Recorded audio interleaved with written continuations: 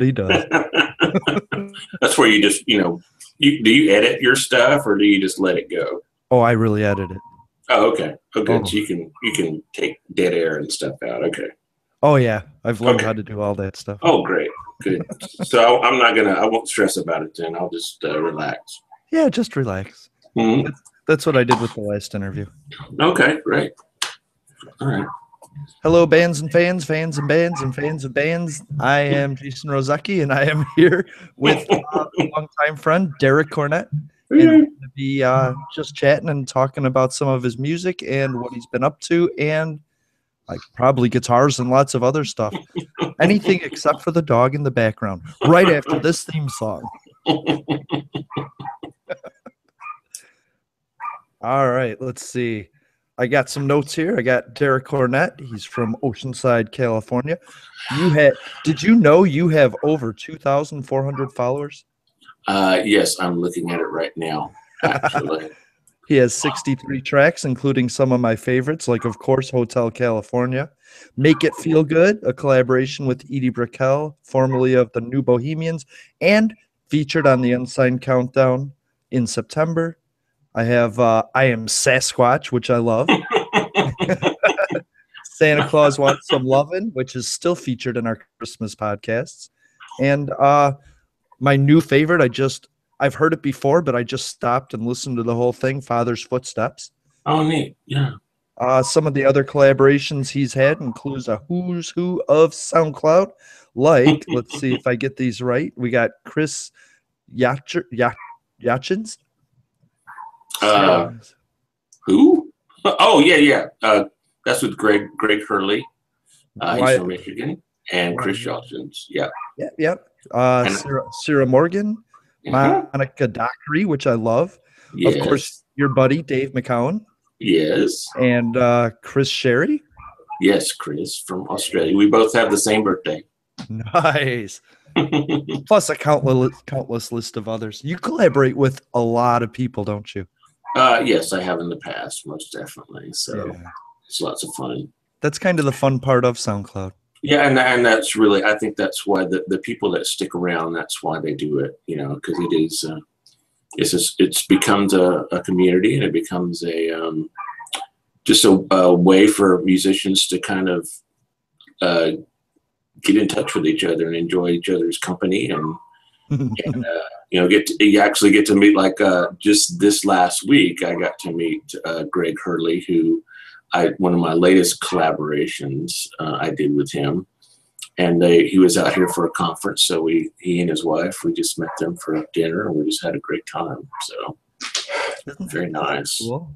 So when people are passing through, if they know where you are, they'll look you up, and that's happened a couple of times already. So it's been really nice. Yeah, you meet up with people outside of SoundCloud.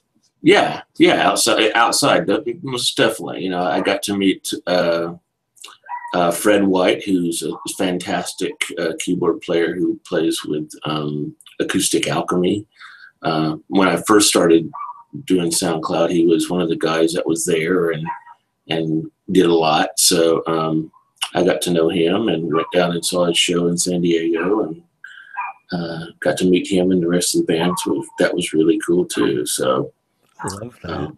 Yeah, so and it's been nice. I've met a couple other people, that are close enough to whenever they're down here, because everybody usually passes through Southern California at some point. So, I mean, that's kind of the nice thing about being here as opposed to other places, So. Oh, sure.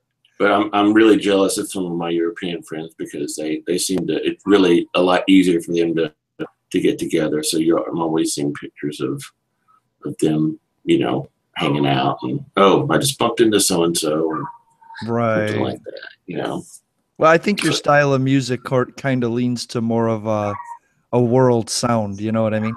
Yeah. So that's what we're going for. We're going for a global. Embrace the globe. Embrace our friends everywhere. So yeah, that's the fun part. That's really cool. You would call yourself like a squire of SoundCloud, but I would call you the king of SoundCloud. You know what I mean? I prefer Prince of SoundCloud. That's why we call you Sir Derek Cornett. You know? Or how about, just a landlord? No, that's not really right. A feudal lord of SoundCloud. Right. But then, yeah, that doesn't work either. Because Sarah Morgan was the first person I followed, but then you had a collaboration with her, so I clicked on that, and you were like the second person I followed. Right. Yeah. So that works that way too, because it really has changed a lot since then, and people like Sarah, and I think she was one of the first people I saw on there as well. But it was amazing how, how quickly you just saw her everywhere after that too. So she was sort of the face. I think she was the face of SoundCloud for a long time. Yeah, and then now all that's changed, hasn't it? It really does seem like it. A lot of SoundClouders complain about it, but there's not anything you can do about it. But you expect them to change a lot. They really have to figure out what they want to do and all that kind of stuff, just to stay afloat. So they have to adapt. They have to keep changing their interface. They have to make it more, work on more formats and things like that. So it's been interesting to see how it's changed over the years. But has it affected you? It doesn't affect me because I don't take any. Some people take it personally when they change something. Right. It's like, I got it just the way I want it. Now you changed it up. I used to get 25 plays, and now I only get 4. Right. But I went through a phase where you try to learn how to play SoundCloud. So you tag your tunes differently, and when they had the charts for a while, that was a lot of fun because we kind of figured out a way to if you tag your music the right way, the algorithms of SoundCloud pick it up real quick, and so you could literally get on the charts. And so anybody that was browsing through the front page saw those charts right there, and they would start playing. So that was those. I could certainly call those the glory days of SoundCloud because you sort of felt like I'm a star, right? Because you're on a chart on this this cool website, so German site that's all over the world. Yes, so good. I don't even pay attention to plays. Yeah. I mean, but if you're, it is kind of, it's fun to just do. It's like a hobby, right? You're sort of seeing what you can do, and that's why I think I also honestly think that's why I've experimented with so many different kinds of music. It's fun to see it's sort of like a little sociological experiment for me too, because it's interesting to see what kind of people listen to what music. If you just play progressive rock, the only people that comment are guys, and that know what progressive rock is. Yeah, stuff like that. But if you play nice music, girls, which I'm totally sounding sexist right now, but that's really, if you want to get more girls to listen to you, you should be more of do singer-songwriter stuff and things like that. So sure, but that's, of course, that's not true at all. But it is true with a lot of the different certain types of rock music. It's just and people people are aware of it. It's like your girlfriend doesn't necessarily want to go to the Rush concert with you, things like that. So she doesn't want to listen to 12 hours of doom metal or Dream Theater or whatever. I think people forget about SoundCloud that it's an artist site. So all it is other bands and other artists. Right. Collaborating is the one way to get more attention, Yeah. And that's and not even, it's not just attention. It's also, you have a reason. It gives you some more reasons to make friends, and Right. you can actively look for people that you just, and most people want to do that, so you can actively look for people to collaborate with. I just haven't had time, so I really haven't looked for that many people, that new people to collaborate with. But occasionally somebody will ask me to play on something. Like Greg, I did some Santana sort of guitar stuff on this latest thing I did, so that was fun. It didn't take me very long, but Right. so you just kind of do it, and you have a cool little thing there. So it's really nice when somebody does a lot of work and you just come in at the end, right? And you just Yeah. play a track and give it to them and call it a day. Yeah. Yeah. It's like, I did that with Sky Milan. Oh, right. Yeah. Okay. What did you do with him? He had a bongo track, so I did some vocals, and he said, "Well, give me the vocals, and I'll just put it together." And I said, "Oh, okay." Oh, that's neat. Yeah, I love doing that stuff. Yeah. So you can imagine that if some people are really into it, and that's what they like to do, and like, of course, like there's the famous SoundClouder Lee Lucas. That's what he does all the time. It just seems like he's everywhere.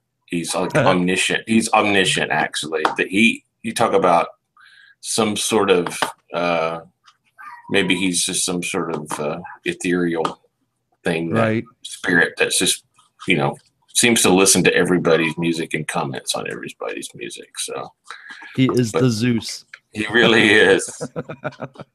So that's kind of it's fun. So there's all these personalities, and right, and even you don't really talk to these people. You don't really call them on the phone, but you really do get a sense of someone's personality, and they're just like everybody else. So it's all that. It's valid, and it's fun too.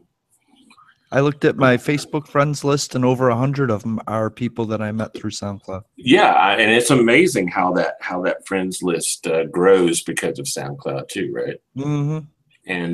And becomes the people that you have more in common with generally, and so they become important to you too, and that's the case with me. I mean, it's fun. Just making smart ass comments back and forth with your musician friends, right?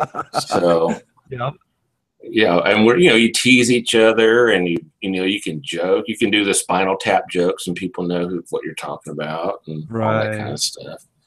So all those inside musician jokes that you do with your bandmates. If you're in the van going to a gig or whatever, you can do them. You can do it now.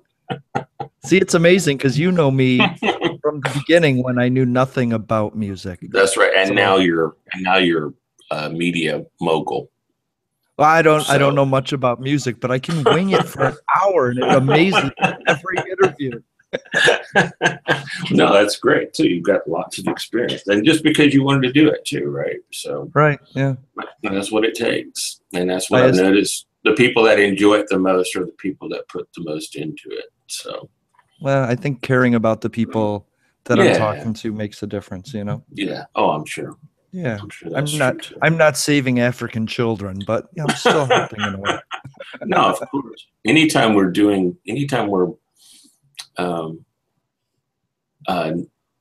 staying out of trouble, we're doing something good, I guess. I don't know. Yeah. My theory is bad. As long as I'm not thinking of myself in any process, then I'm helping the world, right? There you go. Exactly. So I saw you did a symphony, right? Like part of a guitar symphony. Was that what it was? Oh, I just joined a guitar orchestra. Nice. In Orange County, which is the next county north of here. And it's made up of a lot of people I've known from the school we all went to there at Cal State Fullerton, which had a very dynamic guitar program and a great leader too, named David Grimes, and he is the conductor. So I kind of had an in, so I knew a lot of the people involved. So I just noticed they had open auditions a few months ago, and I said, well, maybe I'll try this and have some fun with it. And but I did all this kind of stuff in college because that was part of the curriculum there. Is you had a guitar ensemble that you participated in. So, but with this, they're really trying to push themselves as professionals, and so everybody wants to play at a professional level. So that's the really cool part. Is that's the goal, is to just play as well as possible and just enjoy that part of it. So, and we play, pretty challenging music. It ranges from all eras of the classical realm, Baroque, Right. classical era, early Romantic stuff up to the present, and a lot of world kind of music. We do a piece from a Greek influence, Bulgarian, of course, Latin. So there's lots of world influence as well. So that's really fun too. And being a composer, they're very supportive in terms of anything I want to do for the group too. So Really, I have a big guitar orchestral piece that I've written a few years ago that the Cal State Fullerton group played, and they played it for a while, and it was kind of their closer because it's a big Spanish theme thing, so it has a lot of drama. And that was the whole point. It's just to write like an 8-minute piece that kind of takes you through some a Spanish landscape, sort of, and because people like that, they respond to that. It's just sort of a natural thing. It's like when you see classical guitar, people pulling out their nylon strings, you're expecting something Spanish, right? right. So that was the thing, and so I just totally went for it, and tried to incorporate some modern elements too. Sure. Just not to make it, of course you want to avoid cliches and all that sort of stuff. So try to at least make it, and I'm always thinking about the players too. I try not to make anything too boring or too repetitive or redundant. So anytime you can write interesting parts that people won't, give you the evil eye. Yeah, the stink eye, right? Yeah. I want to hear that. How do you do that? Sometimes it just, like with that one, sometimes if you have someone give you a set of parameters to work in, Okay. that for me, that's really easy. If I have a deadline, if I have, could you do this, and then this amount of time, it usually gets done. And with that, it was, I'm always really excited when that muse comes upon you and you just sort of forget what you're doing for hours at a time, and you're just working, and you're just in that moment, and you're just, things flow out fairly quickly. And from what I remember, it seems like that was the case with that. So, you really have to have a mind for that.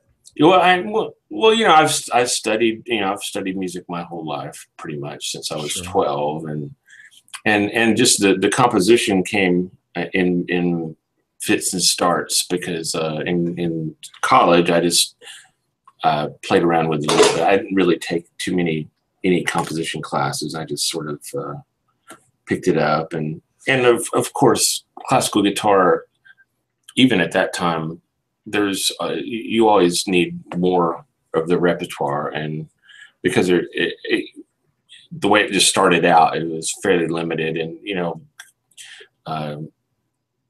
had to do a lot of arrangements of piano pieces and stuff like that. So now there's a lot of people writing exclusively for guitar, so that makes it really good now too. So it's becoming a more respected instrument in that regard in the classical world.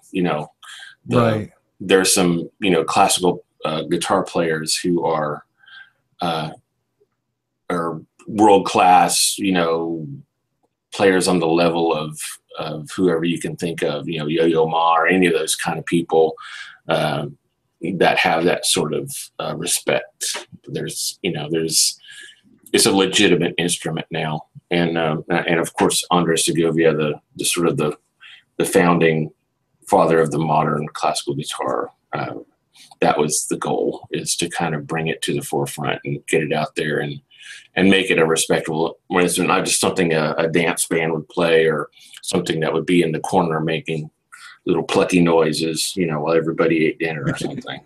Right. So that was the idea. But so that was a lot of fun, actually. And so it's always fun to do, but you have to.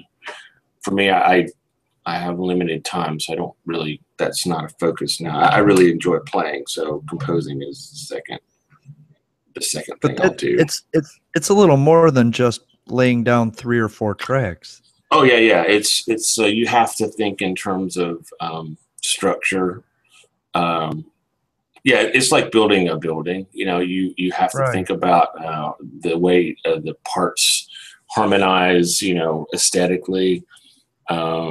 With music, of course, you have themes that you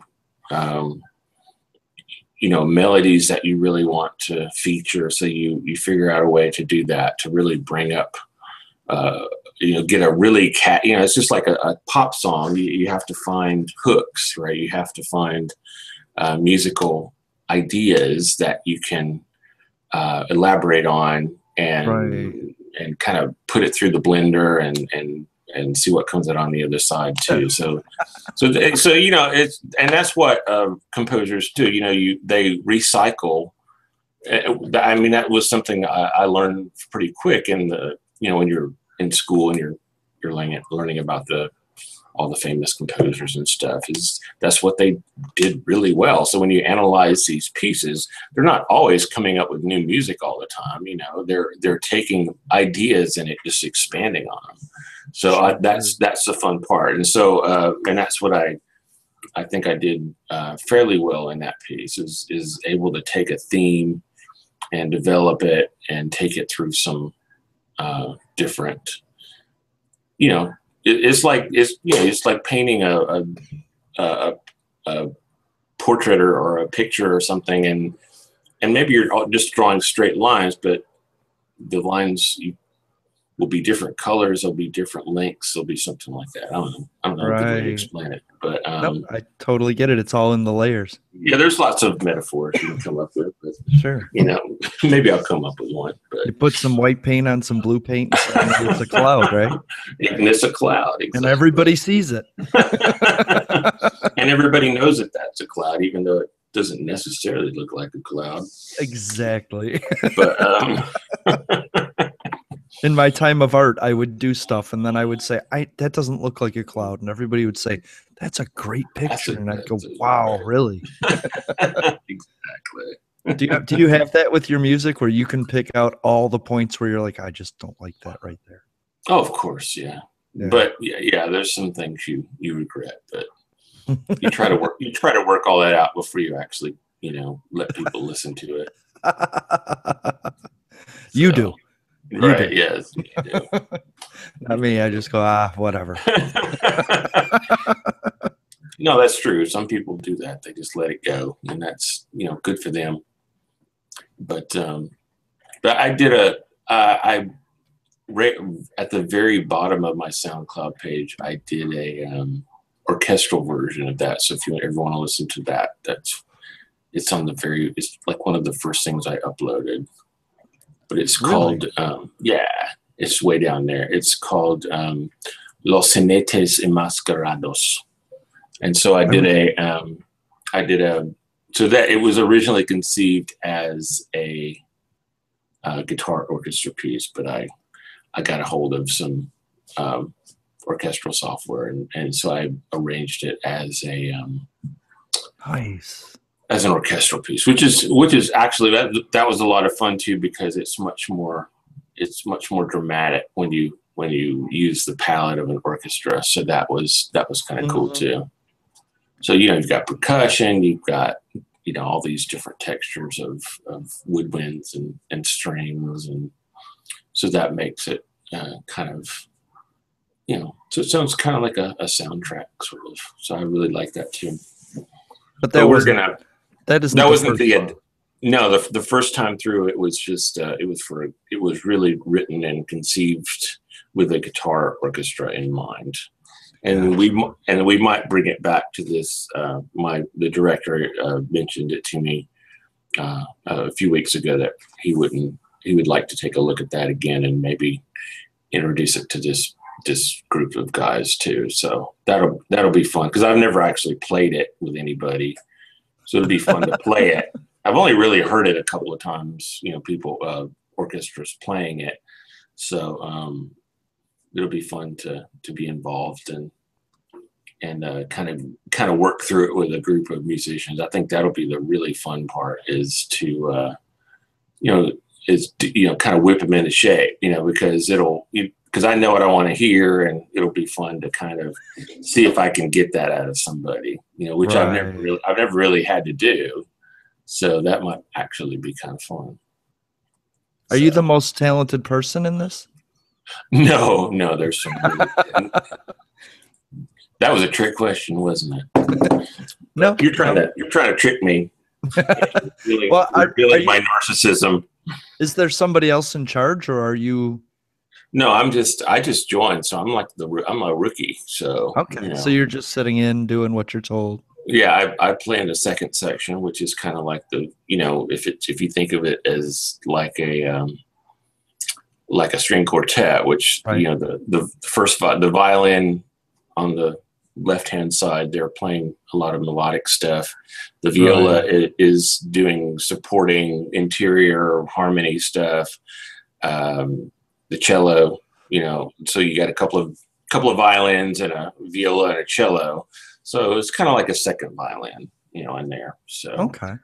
So they're kind of providing the, counter melodies, harmonies, stuff like that. So, a lot of times, and those are the players, to me, the inside players, the people who, you're not on the bass side, but you're kind of in between playing the harmony stuff, and sure, you really have to concentrate a little bit more because your part doesn't stick out too much, and you're a supporting role. So it's very important that you are aware of that, and your section has to be aware of that too. So in this orchestra, there is usually about 4 people per section, 4 or 5. And so everybody has to play together. Everybody has to, kind of, and everybody around me are great players. So that's the nice thing too. So, is it nice to actually be with people that are as talented though? Yeah. Or more talented. Well, yeah. And that's always and that goes for just about anything, is to not feel like, you're, you feel like you're, if I don't play right, I'm going to be dragging them down. So I'm going to have to step it up. I'm going to have to make sure that I know my part, because I'm not going to be the guy. I don't want to be the guy that blows the whole thing. Right. So, but for you, you always seem to be in a comfort zone in your studio, doing what you're making. So to actually sit with other people, I don't see Derek Cornett often getting a chance to jump out of a plane. You know what I mean? Well, that's true too, and that's the reason I thought this would be fun, is because I haven't had any live situations for a while, so and it's fun, and it's always fun to play for audiences that come to listen. So all of our concerts are sit down and listen to us sort of concert situations. It's not background music. It's not, you don't have to play over the din of people eating dinner, or it's not that kind of thing. People are coming to the concerts to sit there and listen, which I love. So you have to play as perfectly as you possibly can. And that's what you're always going for, is you just want to play as cleanly and as professionally and all that stuff. So Right. and that's always a challenge too. You always think you can get by with stuff, when you're playing with band or whatever, but that's the whole point, is to be able to sit down and concentrate and play as absolutely precisely and as well as you can. Right. So that makes it fun too. So it's just another challenge, But for you, it's kind of like surfing in the wave. You're surfing in the wave, yeah. You don't want to do too much or you'll fall. Right. But you don't want to do too little or you'll get swallowed up. That's true. So you have to do the minimal. You have to play your parts, but right. But you don't. You want to be a part. You want to be. You certainly want to contribute. You want to contribute to that overall good sound that's coming from your section. So I'm really happy you found a challenge. Yeah, so that's fun. I am too. It's a lot of fun, and it's a chance to reconnect with some friends too that I haven't seen for a long time, and okay, I enjoy that part of it too, because you can sit in your little studio by yourself, as much as you want, but it's always nice to have some humans to interact with. Exactly. Yeah, I love that. Yeah. I mean, I just interviewed a punk band from Australia, and they were 19 years old, and I was so out of my element. So what was the most, why do you say that? What, you just not feel like, could you relate, or is it a matter of relating to them? I like the music, but the Australian language was slightly different. Oh, that's true. Just the, I think they were on a case of beer by the end of the interview. And, right. It was 10 o'clock at night for them, 7 in the morning for me. So it was just a little, just way off for me. Right. I understand that. So, but that's the fun part, is the challenges. So I'm really glad you get that. Yeah, definitely. So. Is any of this recorded? Actually, I kind of came in late for their recording, but they did do some recording earlier this year, and so they're going to release a CD. Oh, okay. Fairly soon, and so I got to play on some of we had a recording session one day to fix some sections, so I did get to play on some of it, but nice. But not the majority. But so they're going to release that. So and I asked them if I could also design the CD cover too, which is something else I like to do, because I want to make sure that the artwork isn't horrible. It can be it can be my version of mediocre, but I just don't want it to be horrible. I don't think you do anything mediocre, Derek. But that's something that's always irritated me, is like you work really hard on some art. These poor artists, they work hard on something, and then they have a crappy album cover. So so I will volunteer to help you with that. If you've worked on, and I did that with Monica, because I didn't know if she had anybody that was going to design an album cover for her, because we did a whole album together. So I put a lot of work into it, so I wanted to make sure it looked really good too. So I said, well, please let me do the cover to this, and I would appreciate that too. So I got and she came up with a nice concept, and I did a design, and I think it looks really good. So, and it looks professional. So that's what I like about it too. That's Monica Dockery? Monica Dockery, yeah. So for her, From the Heart album, so I did that for her. Okay. So, yeah. So I liked her little. She had a cool pose and an outfit, and is that the picture that's on your tracks? Yeah, the picture of Monica holding the wooden heart thing. Yeah. So yeah. Oh, that's cute. You did that? Yeah. So her son took the picture of her. She just sent me the picture, and I did everything else to kind of, I wanted to fit kind of the whole vibe of what she was doing. And you think about, it's just another way to try to communicate what you want to visually that you're going to hear. So that's all, of course, that's very important to have Of course. a visual representation of what you want your audience to hear. So I think that's very important. So that's why I volunteer. It's like, if no one else is going to do it, I want to do it, because I don't want it just to be slapped together at the last minute by somebody who doesn't care. Right. Or just somebody's cousin. Somebody's cousin that owns Photoshop, right? Just a picture, right? Yeah, I got a cousin that owns Photoshop, and he thinks he can do an album cover for us. She's got a beautiful voice. Yeah, she's a nice voice and a nice person. Very, very conscientious person. Very, really, very passionate about things. She's, she could definitely be an activist of some sort if she wanted to be, because the world is very much with her. So now, is the album a bunch of different topics, or is it sort of one flow? No, that's with her. It's all it's all her songs and all of her lyrics. So I helped her out with some of the music and just trying to arrange it and kind of put it together. Right. But it's all about her experiences, all about her view of the world. So, and that's what it's a very personal thing. The only song I didn't really know what it was about, she explained to me a little bit later, but so it's all about her experiences and her worldview. So okay, and that makes it even better too.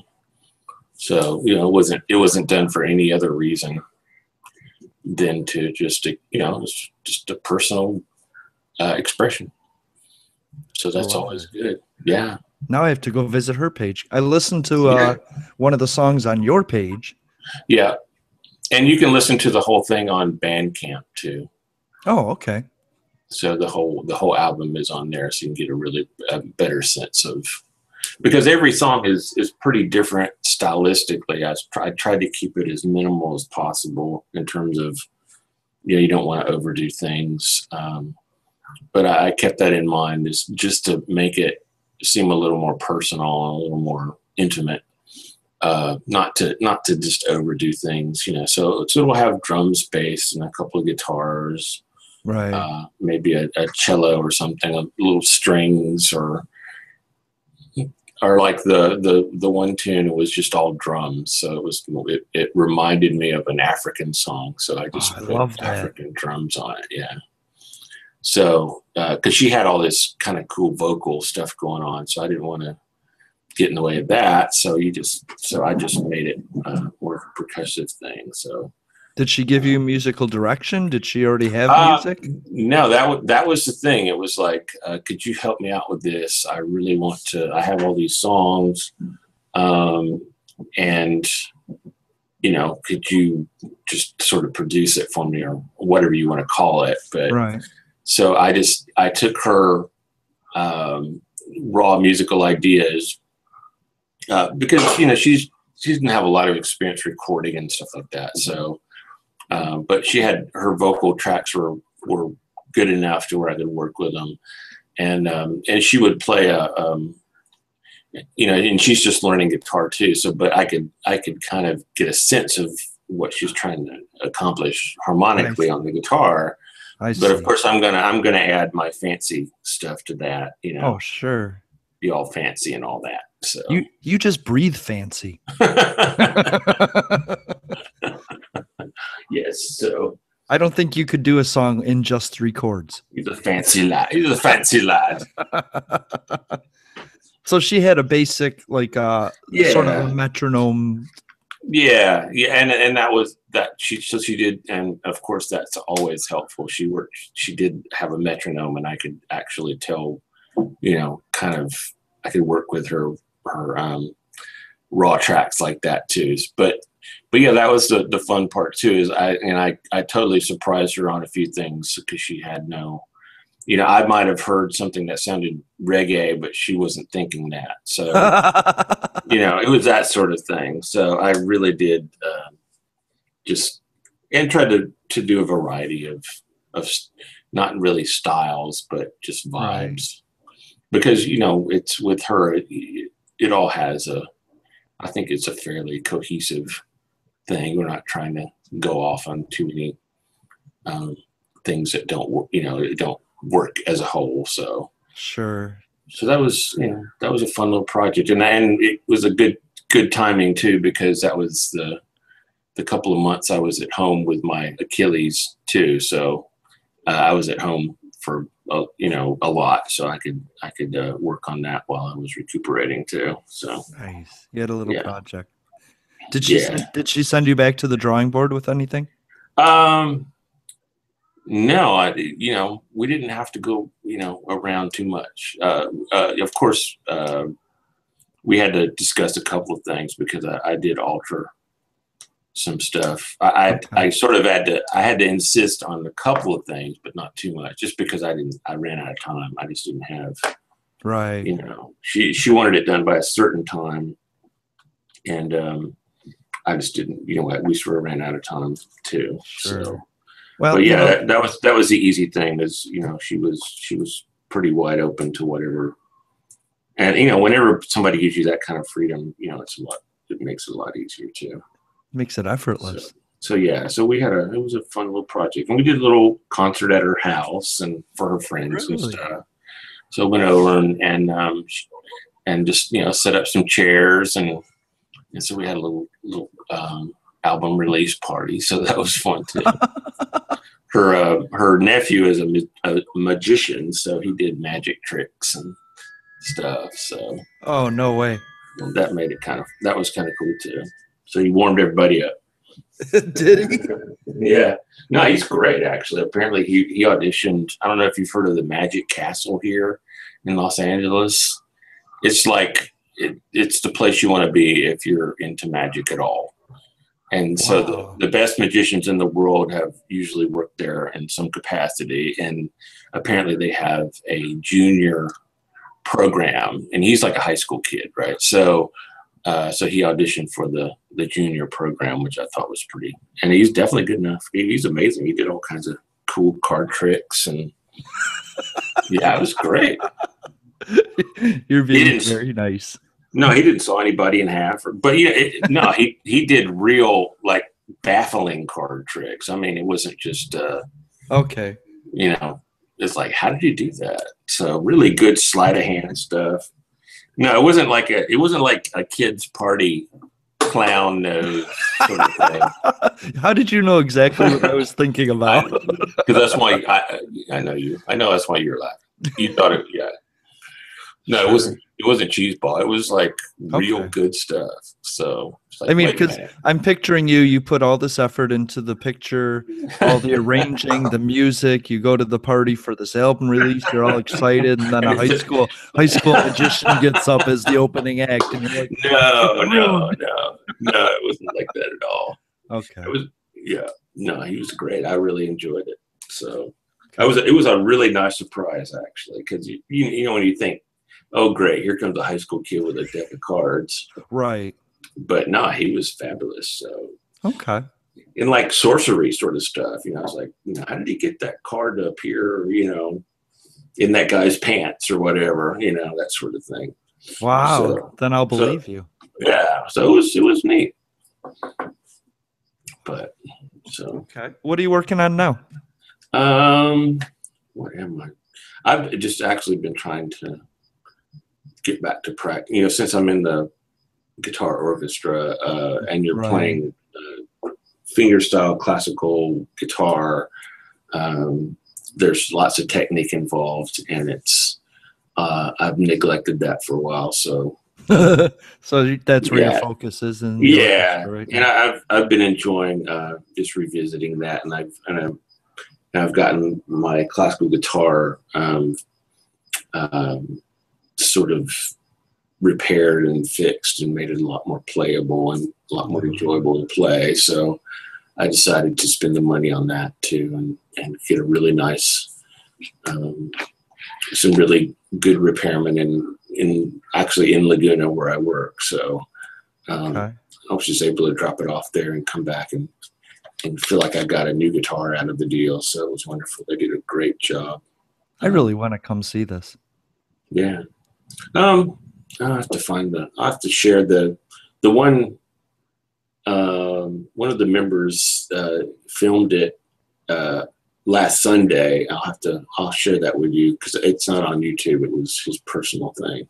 Okay. So, but it's just one of the pieces we play, and I sit in the back, so I can't really see me, but that's okay. I know you did have a post on Facebook, and I was looking in the picture endlessly for you. Yeah, I'm back there somewhere. Nice. Mopping up, Okay. I think we should wrap up, but is there anybody on SoundCloud that maybe you think that our fans should go and listen to? Anybody that inspires you? Somebody I heard recently, let me see if I can find it. Cool. He's fabulous. It's a heavy metal jazz band, but it's not what you think. It's not cheesy. It's real. It's heavy. It's like think of a big band, like you would a jazz situation. Oh, sure. And then have it with a really amazing metal rhythm section, but also incredible jazz musicians playing the other parts. And so this guy's name is Nathan Parker Smith. He's from Brooklyn. I'll listen. And his latest record is called Not Dark Yet. And so you would like it because it has these metal elements, just churning heavy stuff, but also this incredible musicianship too, just incredible improvisations, and the horns are just fantastic. So I think any good song has to have horns in it. There's no words in this now, so okay. But it's fantastic. So I was really excited to hear that guy. I spend so much time listening to heavy music that when I'm on my downtime, I go for the lighter stuff.